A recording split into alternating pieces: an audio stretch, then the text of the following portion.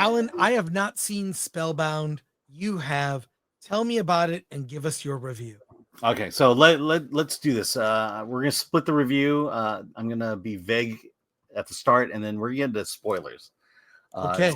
So we'll talk about. But Either one. Spellbound is a very important film because it is created by Skydance, led by John Lasseter, and this is probably the first movie that Skydance has produced under the full leadership of John Lasseter. And so the story is that our favorite actress Rachel Zegler plays Princess Eliane, and her parents run the country. King Solon and Queen Elsmere, they are the rulers of this land. But the problem is that the king have been transformed into monsters, and you see them there. Those are the two of them. The only people who know that are Eliane, of course, and then the main advisors, Minister Bolaner and Minister Prone, played by John Lithgow and Jennifer Lewis. So they're trying to hide the fact from the entire kingdom that the king and queen are monsters, and then also, because they're monsters, Eliane is left alone to her own devices to take care of the kingdom. And now things have come to head. People are concerned that the king and queen have been seen for a long time, and they devise a plan. The ministers devise a plan that they are going to send the monsters away, tell them that the king and queen have died, and that they're going to install Princess Eliane as the new ruler. But she's not. She's young. At least she knows she's not ready to be a full ruler. And she decides that we need to break the spell. And so they need to go to the oracles, played by Titus Burgess and Nathan Lane. And the oracles think they have what it takes to turn them back. And so that's pretty much the first half of the story. That I'll tell you. The music here is, oh man, Alan Menken does the music along with someone else, who Glenn Slater. The music is very mid. There's one really good song, and it's sung King and the Queen. So I'm not, as a musical, I've seen Alan Menken do a whole lot better. Believe the world has seen Alan Menken do better. This is not it. Also, there are a lot of cute creatures. The monsters here are kind of cute, but they're very generic. Nothing marketable. They're very bland and boring, kind of basic. And so, at this point, I would say, it'll appeal to kids, but I have a strong feeling it may not appeal to kids. And so this is where we bring up the spoilers. So if you don't, Right. if you don't care, if you don't care about spoilers, you can continue on. But while this is up, I'll talk about the spoilers. So you're being warned right now that I'm going to spoil this. So the movie is about divorce. Oh, man. All right. Okay. So the king and the queen, why are they monsters? Because when they're human and they're together, they fight constantly like monsters. And the curse has turned them into what they become, which is monsters. And so when Eliane finally figures out how to turn them human again, once they become human, they start fighting and then become monsters again. And this is basically the rest of the movie is about a girl's struggle to live with parents who are on the verge of divorce.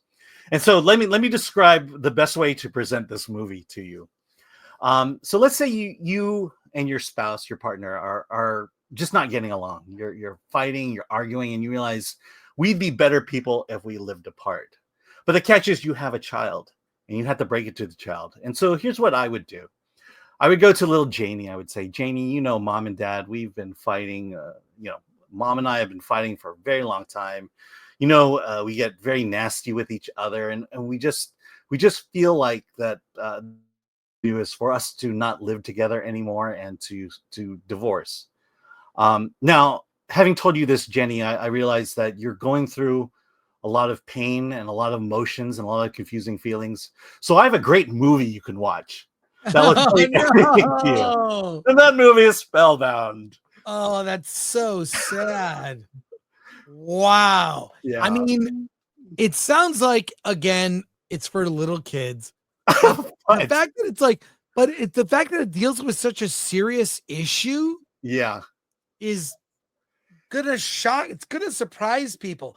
I would and never for have kids, guessed that's what it's about. yeah, and for kids, I talked to someone about this recently, but for kids who divorce, this movie will be triggering. In fact, it probably should have trigger warnings ahead of it because, uh, for the good it does, or for the good in it, it actually goes through these issues that kids go through when divorce happens in a family, and it deals with it.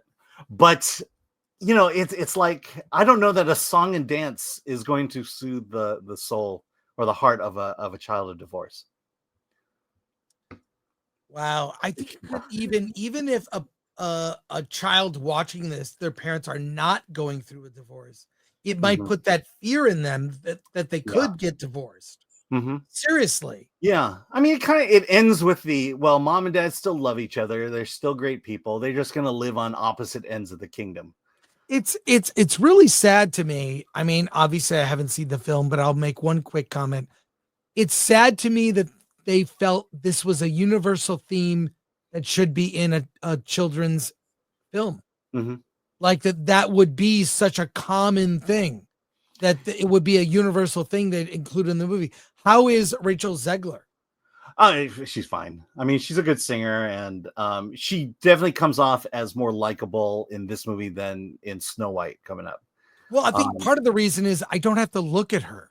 yeah, that helps. That helps. And she's singing. I mean, look, for everything she's done, she's a good singer. She's an exceptional singer. But the thing is like, for me to say, yeah, mom and I are getting divorced, but this movie will help explain it all. That's do that. And what is it? And to my other point is, I think to watch this movie for a kid like that, you'd have to be years removed, which means they're now out of the age range of this movie. Yeah. So, So do you recommend it? What's the score? I can't. I can't. I'll give it a 5 just because one good song. It's maybe I'll give it a 5. It's better than Moana 2.